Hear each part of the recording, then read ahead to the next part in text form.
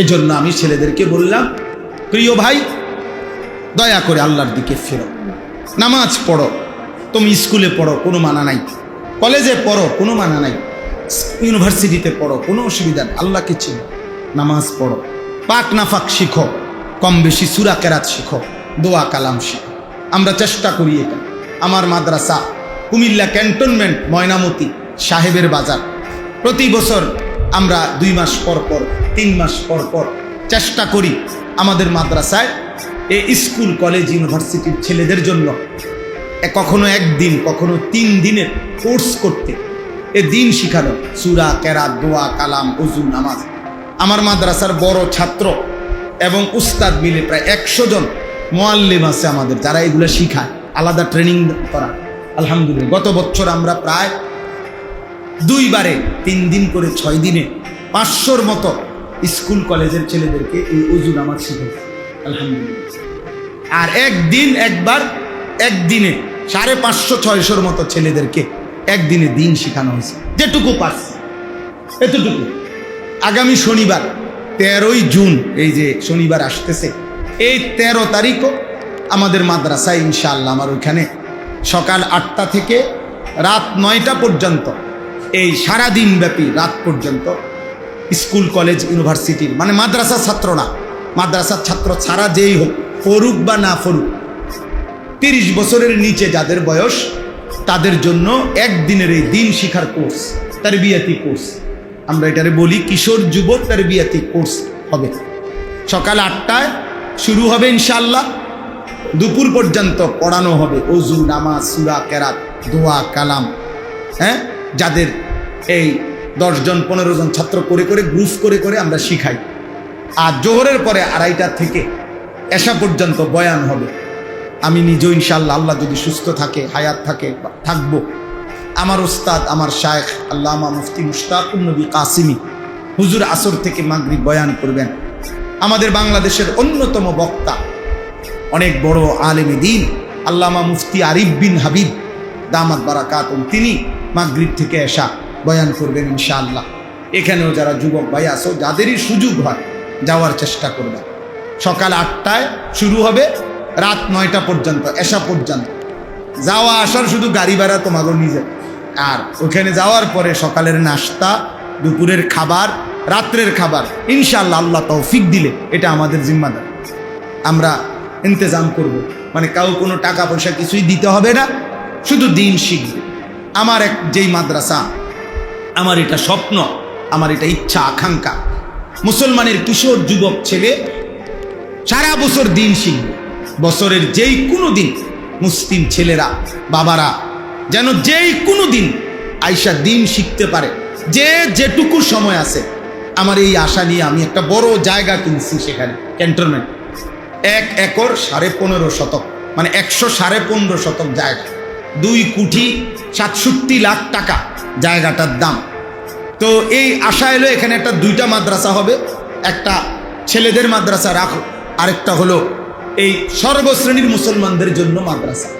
সারা বছর আমার স্লোগান হলো, যে আসবে যখন দিন শিখবে তখন, যার সময় যতক্ষণ দিন শিখবে তখন। 3 ঘন্টা হলে 3 ঘন্টাই শিখবে, 30 ঘন্টা হলে 30 ঘন্টা, যে যেটুকু সময় নিয়ে আসে দিন শিখবে। আলাদা মাদ্রাসা করার ইচ্ছা। তো এই জায়গাটা কিনতে গিয়ে 2,67 লাখ টাকা জায়গাটার দাম। আলহামদুলিল্লাহ, আমরা একটা ছোট্ট হ্যান্ডবিল সবার কাছে সারা বাংলাদেশে দেই, একটা আশা নিয়ে। যে ওই কাগজে একটা আবেদন আছে, আমাদের এই বড় জায়গাটায় 1 নামাজের মুসল্লা জায় নামাজ পরিমাণ জমির দাম 4,200 টাকা মাত্র। আপনাদের কাছে আমরা এই কাগজটা দেব, এটার মধ্যে বিকাশ নাম্বার আছে, অ্যাকাউন্ট নাম্বার আছে, এই আবেদনটা আছে। যদি কারো সুযোগ হয় আমাদের মাদ্রাসার এই জমিতে 4,200 টাকা দিয়ে 1 মুসল্লা পরিমাণ টাকা জমির অংশগ্রহণ করবেন, সাদকায়ে জারিয়ার সওয়াব পাইবেন। পারলে দিবেন। ছেলেরা তোমরাও আসো, অনেকের বাবা বিদেশ আছে, ভাই বিদেশ আছে। 4,200 টাকা দিয়া চেষ্টা করো পারলে শরীক হইতে, যদি কেউ পারে, কারো উপরে কোনো জবরদস্তি নাই। এই জন্য আমরা এটা স্বাভাবিকভাবে দেই কাগজটা। যেই পারেন শরীক থাইকেন, পারলে দিয়েন। আলহামদুলিল্লাহ, এই 1 বছরে আসার কথা হলো, আশ্চর্য শুনেন, 1 বছরের ভিতরে এই 4,200 টাকার এই অল্প অল্প দানে এই পর্যন্ত 1,78,00,000 টাকা সুদ হয়ে গেছে। আশ্চর্য না? এই অল্প অল্প দানে। এবং আরো বড় কথা হইলো, এই 1,78,00,000 টাকা যে সুদ করছি মানুষের দানে, এর মধ্যে বড় অংশের টাকা 3/2 টাকা মহিলাদের। মা বোনরা সবচেয়ে বেশি দান করছে। সারা বাংলাদেশ থেকে বিকাশে টাকা আসে, মহিলা, শুধু মহিলারা দেয়। আশ্চর্য! আল্লাহ তাআলা যত মা বোন দিছেন আল্লাহ সবাইকে কবুল করেন। যত বাবারা দিছেন, কেউ বেশিও দিছেন, আরো অনেক বেশি, 30 লাখ টাকাও এক ভাই দিছে। শুধু 15 টাকা একটা ছেলে দিছে, 10 টাকার একটা নোট, 5 টাকার একটা পয়সা। আমি তার টাকাটাও মহব্বতের সাথে নিছি, আমার তারও চিনি আমি। আবার 30 লাখ টাকা যে দিছে আমি তাকেও চিনি। সবাই দোয়া পাইবেন। অর্থাৎ এটা একটা ফিগার বলছি, এক মুসল্লা পরিমাণ। কমও দিতে পারবেন, বেশিও দিতে পারবেন। আল্লাহ তৌফিক দান করেন। কবির ভাই খেয়াল করলে শনিবার দিন যাদেরই সুযোগ হয়, তোমরা যদি পারো আমাদের এই কোর্সে অংশগ্রহণ করার চেষ্টা করবে। এই চারিপাড়া, এই মসজিদ, আজকের এই আয়োজন, আলহামদুলিল্লাহ আমাদের মহব্বতের অনেক ছেলে পেলে এখানে আছে, অনেক নওজোয়ান আলেম আছে। আল্লাহ তাআলা সবাইকে কবুল করে নেন, আল্লাহ সবাইকে ভালো রাখেন। যারা মাদ্রাসায় পড়ুয়া, তালেব, ওলামায়ে কেরাম, নওজোয়ান, ইমাম, সবার কাছে অনুরোধ হইল নিজ নিজ জায়গায় মানুষের কল্যাণে, যুবকের কল্যাণে নিজের ওলামায়ে কেরামের সাথে পরামর্শ করে দ্বীনি কাজ আরো করলে ভালো হবে। এখন সিজন কিন্তু পরিবর্তন, এটা বাস্তবতা। এখন বাস্তব, এখন সিজন লিচুর, এখন লিচুই খাইতে হবে। এখন সিজন কাঁঠালের, কাঁঠালি খাই। ঠিক এখন সিজন ইনশাআল্লাহ পরিবর্তন। যুব সমাজ বদলাচ্ছে। তোমরা যে এত ছেলে আসছো, এটা আল্লাহর জন্য আসছো, আল্লাহর জন্যই আসছো। যেটুকুই শুনছো আল্লাহ তোমাদেরকে কবুল করে নেন। শেষ কথা হইল, যথাসম্ভব চেষ্টা করো এই ব্রাজিল আর্জেন্টিনার খেলার অথবা এই খেলাগুলোর উন্মাদনা বাদ দাও। এই খেলার সাথে কোটি কোটি টাকার নারী, জিনা, ব্যভিচার, মদ, জুয়া, এগুলা সম্পৃক্ততা আছে। তোমরা পারলে খবর নাও, তোমরা পারলে খবর নাও। হ্যাঁ, এই 3 দেশে মিডিয়াতে আসছে এটা। 3 দেশে, যেই 3 দেশে আমেরিকা, কানাডা, মেক্সিকো, যে 3 জায়গাতে বিশ্বকাপ ফুটবলের খেলা হবে, 3 জায়গাতেই বর্তমানে সবচেয়ে বেশি চাহিদা হলো সেখানে যেই সমস্ত নারী যৌনকর্মী দেহ বিক্রি করে তাদের। এটাই পত্রিকা আসছে। অর্থাৎ সেখানে জিনা, ব্যভিচার, মদ এবং অনলাইনে কোটি কোটি টাকার জুয়া, এই হবে, খেলা হবে, তামাশা হবে। না দুনিয়ার কোনো উন্নতি আছে, না আখিরাতের। এর দ্বারা পৃথিবীতে একটা মানুষ বলো যে ভাই এই ফুটবল খেলার দ্বারা পৃথিবীতে যুদ্ধ বন্ধ হবে? এই পৃথিবীতে হত্যা, খুন, ধর্ষণ, ব্যভিচার বন্ধ হবে এই পৃথিবী? তাহলে মানবতার কি উন্নয়ন, পৃথিবীর কি উন্নতি? এখানে কিচ্ছু নাই, কিচ্ছু নাই। ওরা মাড়ি কাটলেও তো এর চাইতে ভালো আছিল, চিরা বাইজলেও তো একটা ভালো আছিল, মুড়ি বাইজলে একটা ভালো আছিল। তত মুড়ি বেচে লাভবান হইতো, মাড়ি কাটলেও তো 400 টাকার রোজ পাইতো। পৃথিবীর উন্নতি লাভ কার? ওই যারা খেলতেছে, যারা আয়োজক, যারা টিম, তাদের কোটি কোটি টাকা, ডলার, কোটি কোটি টাকা আয় হইতেছে, আয় হইতে। খেলোয়াড়, আমি ইচ্ছা করে নাম বলতেছি না, এমন খেলোয়াড় বিশ্ববিখ্যাত, বিশ্ববিখ্যাত দলের বিশ্ববিখ্যাত খেলোয়াড়, 2টা বাচ্চা নিয়ে, একটা মহিলা নিয়ে, এরপরে ক্যামেরার সামনে স্পষ্ট বলতেছে আমাদের 9 বৎসরের সম্পর্কের পরে 2টি সন্তান নিয়ে আমরা এখন বিবাহ বন্ধনে আবদ্ধ হচ্ছি।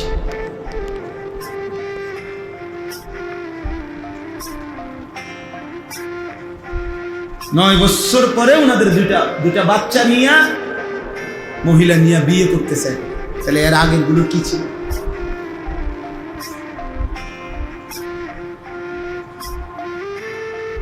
বল, এর চাইতে লজ্জার কথা হইতে পারে? এটা আমাদের বাংলাদেশের সমাজের সাথে মেনে নেওয়ার মতো বিষয় এটা? তোমরা বলো ভাই। তাইলে একটা খেলোয়াড়, এই যতগুলো খেলোয়াড় পুরস্কার নিবে, ট্রফি নিবে, যেটাই যাই নেয়, যেখানে যা, প্রত্যেকটার সাথে একটা একটা নারী আছে। তাহলে 3 দেশে 3টা উদ্বোধনী অনুষ্ঠান হবে, 3টা উদ্বোধনী অনুষ্ঠানে অর্ধ উলঙ্গ নারী নর্তকী নাচবে। তো ফুটবল খেলার সাথে নর্তকীর নাচের কি সম্পর্ক? আল্লাহ আমাদেরকে বুঝনা। আমি লম্বা সময় দিলাম, উদ্দেশ্য হইল আবার যাতে লম্বা সময় আল্লাহ হায়াত দিলে না এমন লাগে। কবির ভাই একেবারে জ্বালাইয়া কইলা কইলা কইলা কই কবির ভাই কই আর জ্বালানো যাবে না, ঠিক আছে নি কথা? ইনশাআল্লাহ আল্লাহ কবুল করে নেন। আল্লাহ তাআলা ওনার ভাই, সে তো আমার ছাত্র, খুব মহব্বতের ছাত্র ছিল। আমগো মনির সিঙ্গাপুর থাকে, মনির না সিঙ্গাপুর থাকে। এর বড় ভাই কালকে গেছিল, আপনাকে বড় ভাই আমগো মাদ্রাসা, ওই বড় ভাই ওই কালকে কথা হয়েছিল। তো আল্লাহ তাআলা সবাইকে ভালো রাখেন। আমগো রবিউলের আব্বা কো মারা গেছেন না, আমাকে রবির আব্বা। আমি তো শুনি নাই ভাই।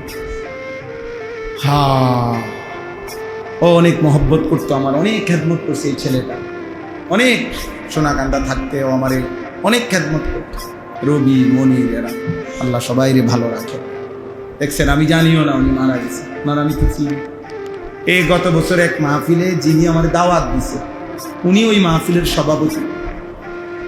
তো ওনার ভাই ঘোষণা দিবে নাম, তো আমি পোস্টার এটা হাতে দিছি, মানে আমি দেখতেছি ওনার নাম লেখা আছে সভাপতি। তো আমি না ওনার নাম বলমু, আমি উনি আমার উস্তাদ, ওই যিনি সভাপতি আমার সরাসরি উস্তাদ ছিল। পরে আমি ওই ওনার ভাইরে বলতেছি যে আমি বয়ান শেষ করেই চলে যাব, আমার আরো কাম আছে, মাত্র কইতেছি এটা বয়ানটা শুরু করবার আগে দিয়ে। তো উনি আমারে বলতেছে বাইরে কবর জিয়ারত করে যাইতেন না। আমি বললাম মানে কি কইলেন? আমি বুঝছি না, মানে এই যিনি সভাপতি, যিনি আমার দাওয়াত দিছে, উনি কবরে। মানে আমি রীতিমতো আসমান থেকে পড়ছি যে আহা, যে লোকটার নাম আছে পোস্টারে, কিন্তু উনি মারা গেছে 12 দিন মাহফিল, আমি জানি না। অর্থাৎ এমন অবস্থাতে আমি মানে আর 2 মিনিট পরে হইলে আমি ওনার নাম কইতাম, আর নাম কইলে দামাত বারাকাতুহুম আলিয়া কইতাম, অথচ উনি হয়ে গেছেন কি রাহমাতুল্লাহ আলাইহি। এই জন্য দোস্ত, কারো হায়াতের নিশ্চয়তা একদিন শুনবা না জোয়ান তোমার ওই বক্তাও কবরে চলে গেছে। আল্লাহ আমাদের সবাইকে কবুল করে, আল্লাহ সবাইকে ভালো রাখেন। আলহামদুলিল্লাহ। আল্লাহুম্মা আনতাস সালামু মিনকাস সালাম তাবারাকতা ইয়া যাল জালালি ওয়াল ইকরাম। يا رب لك الحمد كما ينبغي لجلال وجهك وعظيم سلطانك، وصل على محمد كما هو أهلك، وافعل بنا خيرا كما أنت شانك، يا أرحم الراحمين يا أرحم الراحمين يا أرحم الراحمين. ربنا ظلمنا أنفسنا وإن لم تغفر لنا وترحمنا لنكونن من الخاسرين. ربنا آتنا في الدنيا حسنة وفي الآخرة حسنة وقنا عذاب النار. ربنا وآتنا ما وعدتنا على رسلك ولا تخزنا يوم القيامة إنك لا تخلف الميعاد. ربنا اصرف عنا عذاب جهنم إن عذابها كان غراما إنها ساءت مستقرا ومقاما. رب ارحمهما كما ربياني صغيرا.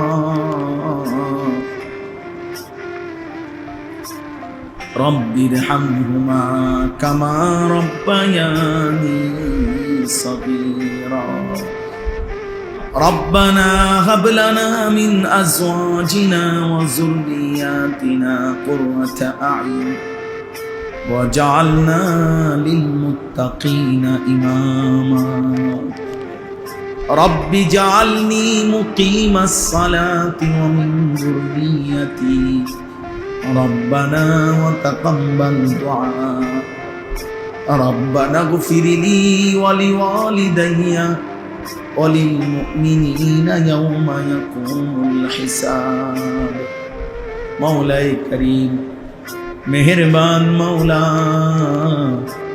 রাত অনেক গভীর মওলা, আপনার ঘর মসজিদে মওলা, আপনার গুনাহগার নাফরমান গোলাম আপনার শাহী দরবারে হাত উঠাইলাম। তামাম জিন্দেগির গুনাহগুলো মাফ করে দেন, পেছনের জিন্দেগির গুনাহগুলো মাফ করে দেন। চোখ বন্ধ করে তাকিয়ে দেখলাম মওলা, পেছনের জিন্দেগি গুনায় গুনায় ভরা। অন্ধকার ছাড়া আর কিছুই দেখা যায় না মওলা। এত গুনাহ নিয়ে কবরে যাব কেমনে রে মওলা? হাসরের ময়দানে দাঁড়াইব কেমনে? মদিনার বন্ধুর সুপারিশ চাইব কেমনে মওলা? হাউজে কাউসারের পানি চাইব কেমনে মওলা? আল্লাহ বন্ধুর সামনে থেকে ফেরেশতা যদি তাড়িয়ে দেয়, হাউজে কাউসারের দুয়ার থেকে যদি ফিরিয়ে দেয়, সুপারিশ যদি নসিব না হয়,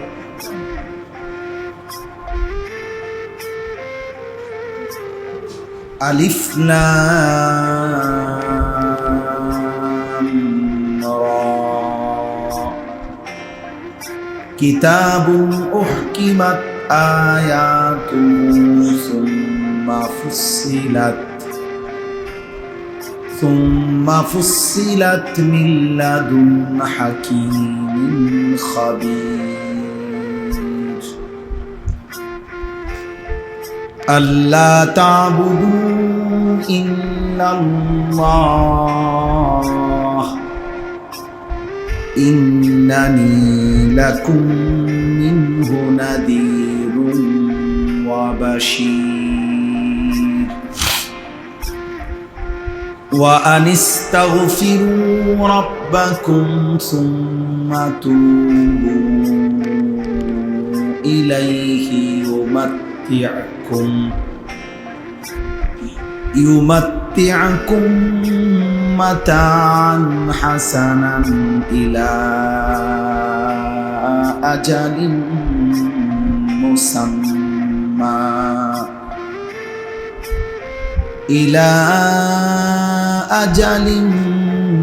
مسمى ويؤتي كل ذي فضل فضلا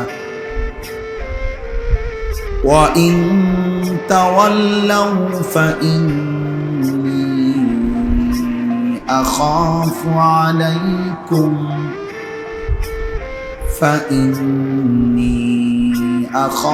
عليكم عذاب يوم كبير إلى الله مرجعكم وهو على كل شيء قدير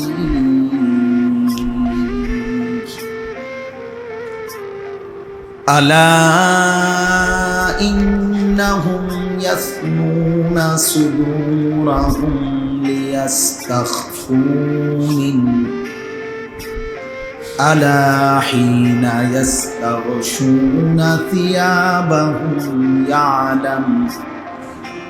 يعلم ما يسرون وما يعلنون إنه عليم بذات الصدور صدق الله مولانا العظيم وقال نبينا صلى الله عليه وسلم والله إني لأستغفر الله وأتوب إليه في اليوم أكثر من 70 مرة اللهم صل على محمد وعلى آل محمد كما صليت على إبراهيم وعلى آل إبراهيم إنك حميد مجيد اللهم بارك على محمد وعلى آل محمد كما باركت على إبراهيم وعلى آل إبراهيم إنك حميد مجيد سبحانك لا علم لنا إلا ما علمتنا إنك أنت العليم الحكيم. أنا شفت لكم أولي لنا شفت أسأل আলহামদুলিল্লাহ আল্লাহ পাক রব্বুল ইজ্জত যুল জালাল ওয়াল ইকরামের ফজল কারম রব্বুল আলামিনের অপরিসীম ইহসান মেহেরবানি দয়া আল্লাহ তাআলা আমাদেরকে আজ 9 জুন 2026 রোজ মঙ্গলবার কুমিল্লা জেলা মুরাদনগর উপজেলাধীন বাঙ্গরা থানা অন্তর্গত চারিপাড়া উত্তরপাড়া যুব সমাজের উদ্যোগে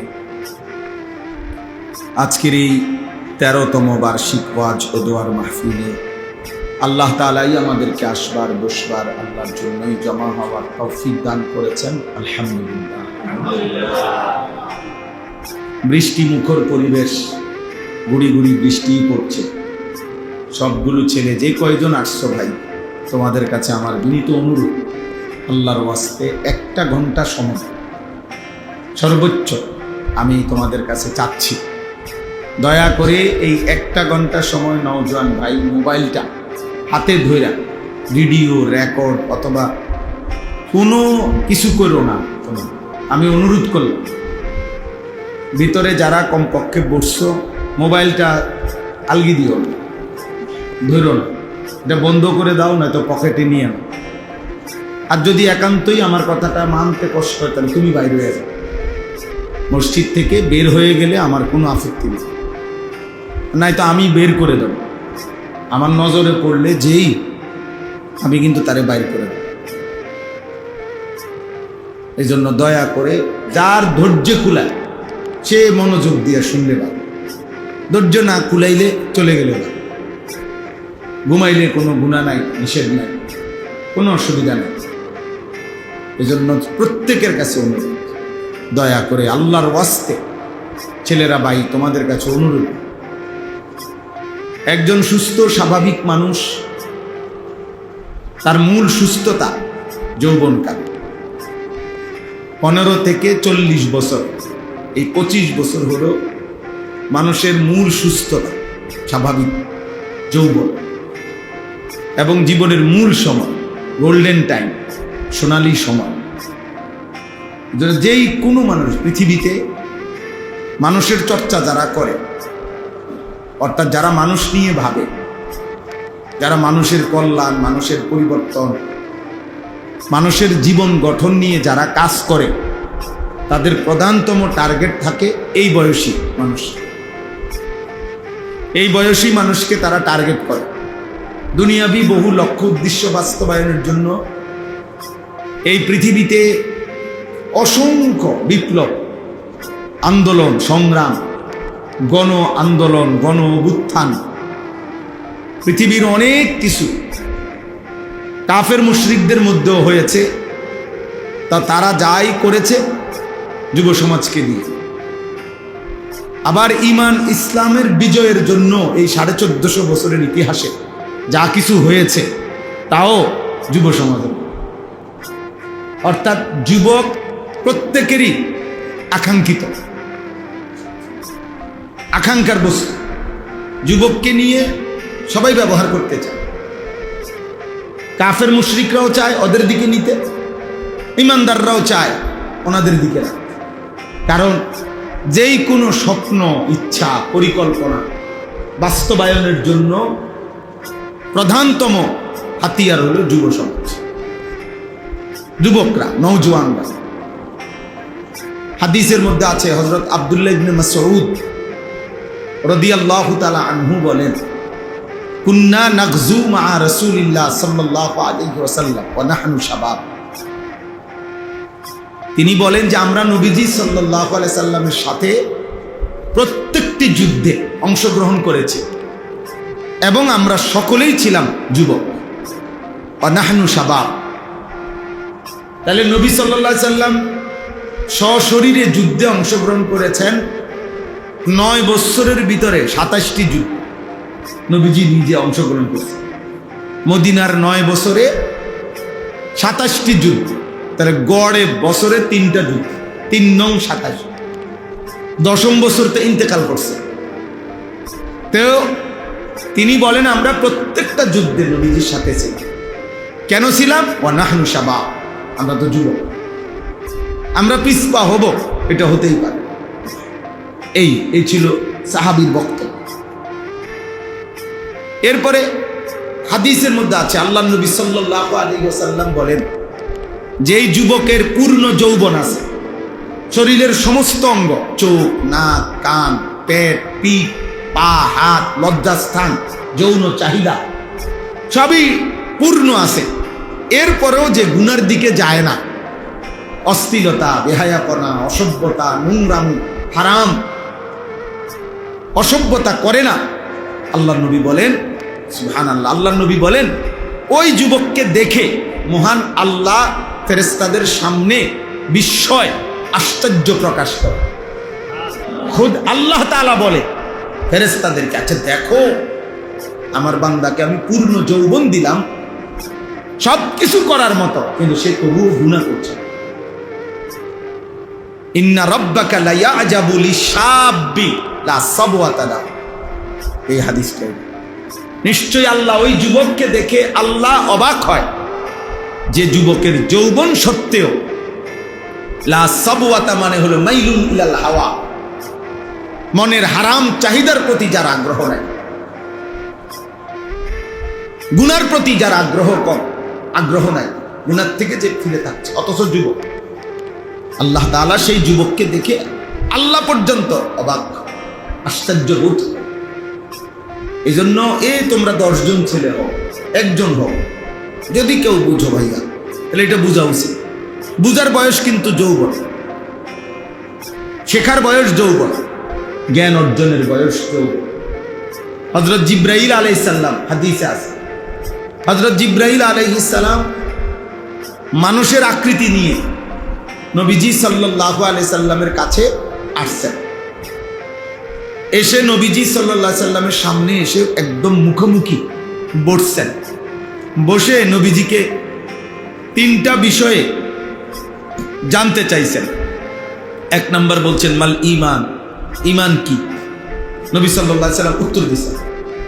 এরপরে বলছে মাল ইসলাম, ইসলাম কি? নবী সাল্লাল্লাহু আলাইহি ওয়াসাল্লাম উত্তর দিয়েছেন। এরপরে বলছে মাল ইহসান, ইহসান কি? নবীজি উত্তর দিয়েছেন। এরপরে বলছে মাতা সাআ, কিয়ামত কোন দিন হবে? নবীজি উত্তর দিয়েছেন। এরপরে বলছেন ওমা আমারাতুহা, কিয়ামতের আলামত কি কি? নবীজি উত্তর দিয়েছেন। এরপরে জিবরাইল চলে গেছেন। আল্লাহ নবী সাহাবাদেরকে বললেন, হাদা জিবরিল, এতক্ষণ যে আমার সামনে বসে মানুষের আকৃতিতে যে লোকটি কথা বলছে সে জিবরিল। ইউআল্লিমুকুম দীনাকুম, তোমরা কিভাবে দ্বীন শিখবা, ইলম শিখবা, আল্লাহ নবীর কাছ থেকে ইলম শিখবা কিভাবে, সে তোমাদেরকে পুরা কাইফিয়ত, পুরা পদ্ধতিটা শিখায় গেল। কেমনে বসছে এটা তোমরা দেখছো, কেমনে আসছে, কি পোশাক পরা, শরীরের অবস্থাটা কি কি জানতে চাইছে, এসবটা তোমাদেরকে সে শিখায়। তো ওইখানে আছে যে এখানে আল্লাহ নবী বুঝাইতে চাইছে তোমরা তার পুরা বিষয়টা খেয়াল করো, তার শরীরের দিকে তাকাও, তার চুলের দিকে তাকাও, তার পোশাকের দিকে তাকাও, তার বসার ঢঙ্গের দিকে তাকাও, তার জিজ্ঞাসার ঢঙ্গের দিকে তাকাও। এই সব কিছুই তোমাদের অনুসরণের বিষয়, শিক্ষণীয় বিষয়। তো ওইখানে আছে জিবরাইল আলাইহিস সালাম আসছেন যে হযরত উমর রাদিয়াল্লাহু তাআলা আনহু বলেন, আমরা দেখলাম ওনার 2টা বৈশিষ্ট্য আমরা দেখছি। 1 নাম্বার শাদীদু বায়াদিশ ওয়াল সিয়াবে শাদীদু সাওয়াদিশ শার। ওনার এক নাম্বার হলো ওনার গায়ের যে পোশাকটা ছিল এটা একেবারে ধবধবে সাদা, একদম পরিষ্কার পরিচ্ছন্ন সাদা পোশাক, এলো এক। দুই নাম্বার হলো শাদীদু সাওয়াদিশ শার। ওনার চুল দেখছি আমরা, উনি যে আসছে মানুষের আকৃতিতে, চুলগুলো একদম ঘন কুচকুচে কালো, একদম কালো, মানে একটা চুল কোনো সাদার চিহ্ন কি নাই। তাইলে বোঝা গেল উনি 60 বছরের বুড়া মানুষের আকৃতি ধরে আছে। এটা বোঝা গেল। 60 বছরের মানুষের চুল সবগুলো, দাড়ি এবং মাথার চুল ঘন কুচকুচে একদম সব কালো থাকে না, না। তাহলে বোঝা গেল উনি আসছেন যে এটা হলো যৌবনের যুবক সুরতে। কারণ যুবকের চুল একদম ঘন কি কুচকুচে কালো, যেখানে একটা চুলও কি নাই, সাদা নাই। তাহলে বোঝা গেল তিনি শিখায় গেলেন যে এলেম অর্জনের, জ্ঞান অর্জনের সর্বোত্তম সময় হলো যৌবন, যুবক। এই জন্য আমি দিবানিশি, আমার কথা হলো আমি রোদ বলেন, বৃষ্টি বলেন, বান তুফান বলেন, সব অবস্থায় যাই বলি, যখনই বলি, যেটুকুই বলি, বিশেষভাবে মুসলিম কিশোর নওজওয়ানদেরকে বুঝাইতে চেষ্টা করি। এই কারণে বুঝাই যে যদি কিছু হয় আগামীর পৃথিবীতে ইসলামের জন্য, তো তোমাকেই লাগবে। আমি থাকবো না হয়তো, আমরা থাকবো না হয়তো, কিন্তু ইনশাআল্লাহ মুসলিম যুবকরাই একদিন সারা পৃথিবীময় ইসলামের পতাকা উড়াবে। এবং এটা নিশ্চিত একদিন মাহদী আসবে, একদিন দাজ্জাল আসবে, একদিন ইসলামের পূর্ণ বিজয় হবে, দাজ্জালের পতন হবে, ইহুদিদের পতন হবে। এটা স্পষ্ট নবী সাল্লাল্লাহু আলাইহি সাল্লামের ভবিষ্যৎবাণী। আর এ কথা নিশ্চিত তিনি বানাইয়াও বলেন না, তিনি নিজের মন গড়াও বলেন না। তিনি যাই বলছেন, অতীতের কথা, বর্তমানের কথা, ভবিষ্যতের কথা, যাই নবী বলছেন আল্লাহর পক্ষ থেকেই বলছেন নাকি? তাইলে অতএব এটা হবেই, ইসলামের বিজয় হবে, সারা পৃথিবীতে ইসলামের পতাকা উড়বে এবং মুসলমানদের বিজয়ের পতাকা উড়বে। তো নির্দিষ্ট পরিমাণ কিশোর, যুবক, নওজওয়ান, মুজাহিদ, তাদের দ্বারাই ইমানের বিজয় হবে। কিন্তু সেটা দেখার বিষয় হলো কাকে কাকে নিবে, এ সরাসরি রব্বে করিমের আসমানি ফায়সালা।